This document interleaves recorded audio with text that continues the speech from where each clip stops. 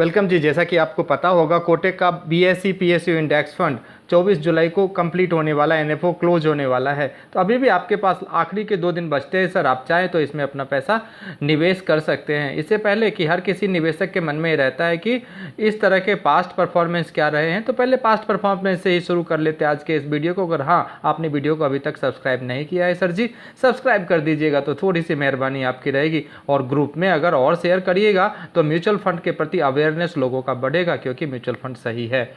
चलिए past performance से शुरुआत करते हैं। Invesco India PSU equity fund की अगर बात करेंगे तो सर इसका एनएवी 67.52 है।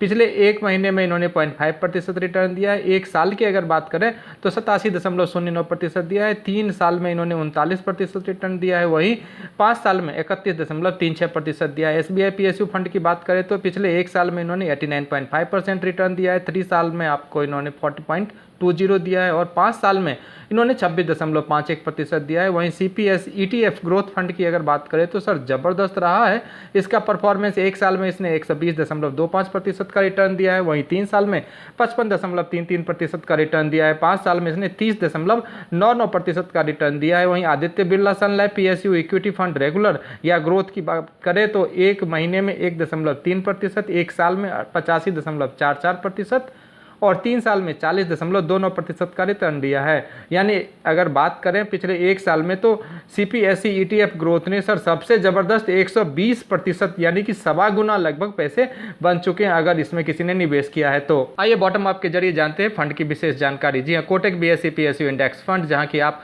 मिनिमम 100 रुपये से, मात्र 100 रुपये से भी आप अपने निवेश की शुरुआत कर सकते हैं। ओपन एंडेड फंड रहेगा और ये रिप्लिकेट करेगा या ट्रैक करेगा बीएसई यानी कि बॉम्बे स्टॉक एक्सचेंज, पीएसयू यानी कि पब्लिक सेक्टर यूनिट इंडेक्स को। इन्वेस्टमेंट ऑब्जेक्टिव की अगर बात करें तो the investment objective of the scheme is to provide return that before expenses corresponding to the total return of securities as represented by the underlying index subject to tracking error. However there is no assurance that the objective of the scheme will be achieved. थोड़ी से sector के बारे में भी जान लेते हैं। Fertiliser, power, telecom and IT, financial service, energy, agriculture, defence, transport and logistic, textile, metals और बहुत सारे अन्य पीएसयू में सर इनका निवेश रहेगा। एक्सपोजर इनका स्ट्रेंथ भी एक बार देख लेते।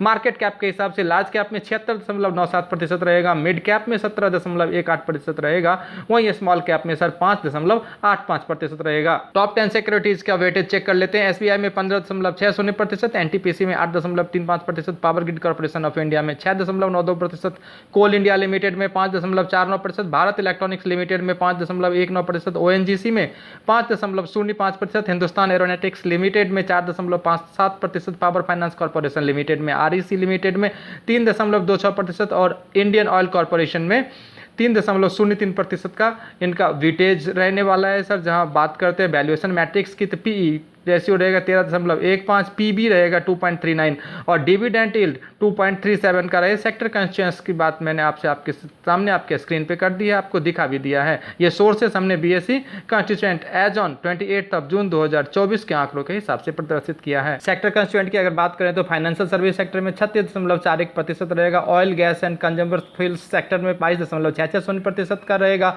पावर सेक्टर में 17.41% का रहेगा, कैपिटल गुड्स में 13.60% का रहेगा, मेटल्स एंड माइनिंग में 4.34% का रहेगा, कंस्ट्रक्शन में 2.43% का रहेगा, वहीं कंज्यूमर सर्विसेज में 1.52% का रहेगा, सर्विसेज में 1.50% का रहेगा, केमिकल्स में 0.10% का रहेगा, वहीं टेलीकम्युनिकेशन में 0.03% का रहेगा। Scheme feature Kotak BSE PSU index fund होगा, category of scheme others index fund रहेगा।